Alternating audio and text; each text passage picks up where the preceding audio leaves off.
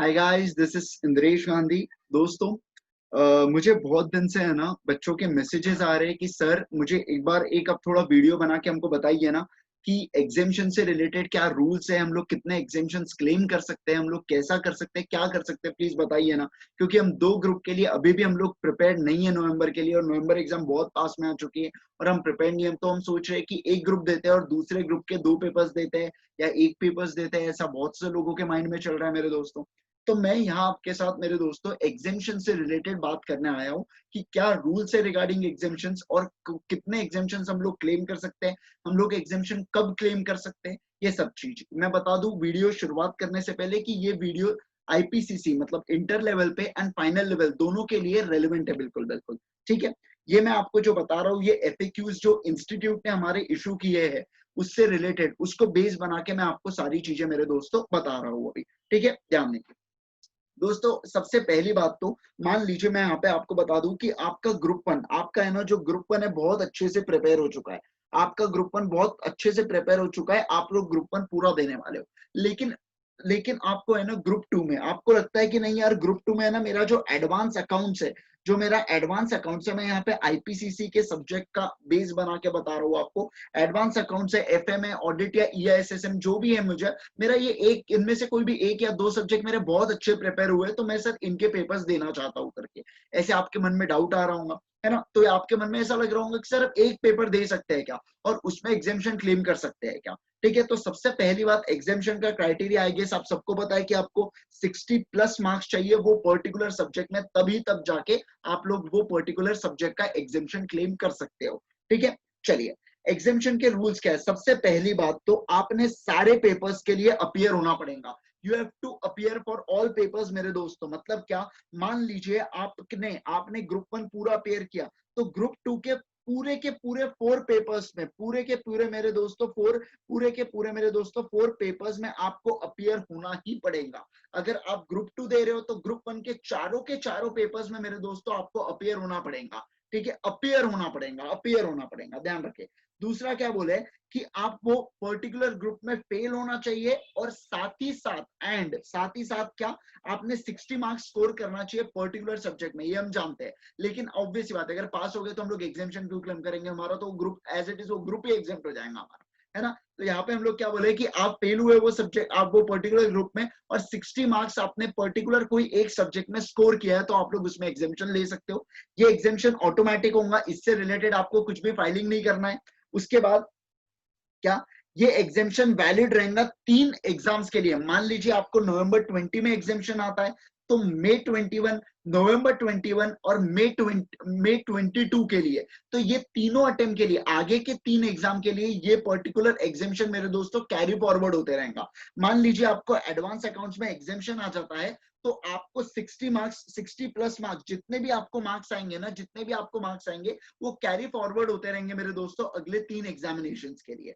ठीक है, और उसके बाद क्या बोला यहाँ पे वही 50% और 40% की बात की है। एग्जामेशन 60% पे मिलता है लेकिन 40% इंडिविजुअल सब्जेक्ट की पासिंग होती है, 50% एग्रीगेट ग्रुप की पासिंग होती है, ये आप लोगों को पता है मेरे दोस्तों। एक और चीज, ये लास्ट पॉइंट बहुत इंपॉर्टेंट है। ये लोग क्या बोल रहे हैं कि मान लीजिए आपने नवंबर 19 में, मान लीजिए आपने अभी नवंबर 20 में आपने एग्जामेशन ला लिया एडवांस अकाउंट्स में, आपने एग्जामेशन ला लिया।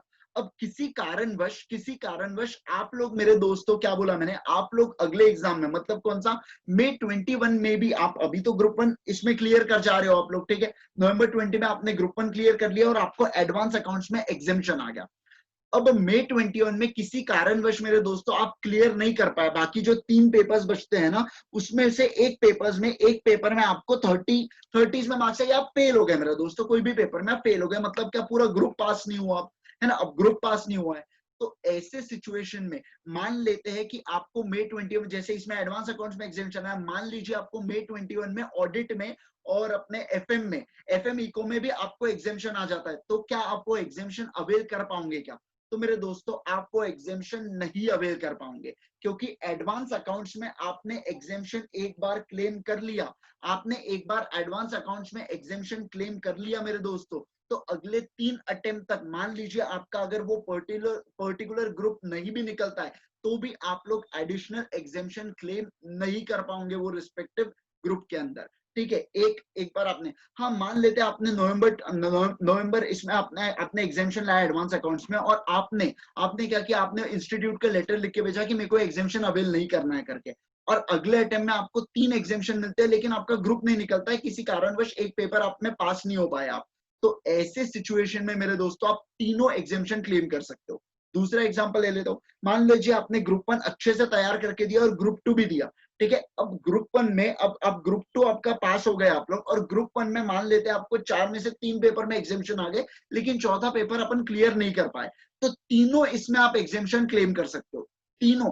There is no limit to examination, तीनों इसमें। अब 4 एग्जामेशन आ गए तो आप ग्रुप ही पास हो जाओगे ना, इसलिए 3 एग्जामेशन भी आप क्लेम कर पाओगे। लेकिन एक चीज ध्यान रखना, अगर आपने एक एग्जामेशन क्लेम कर लिया और बाद में इसमें आप अगले 3 अटेम्प्ट तक कोई एग्जामेशन क्लेम नहीं कर पाओगे, आप लैप्स होते जाएंगे वो एग्जामेशन वाला। लेकिन 3 अटेम्प्ट के बाद वो टोटली मेरे दोस्तों, जैसे क्या, मान लीजिए मैंने एडवांस अकाउंट्स में अभी एग्जामेशन क्लेम कर लिया, तो अगले 3 अटेम्प्ट तक वो कैरी फॉरवर्ड होते रहेंगे, और चौथे इसमें अपने आप लैप्स हो जाएगा मेरे दोस्तों। कौन सा? एडवांस अकाउंट्स का हमारा एग्जामेशन।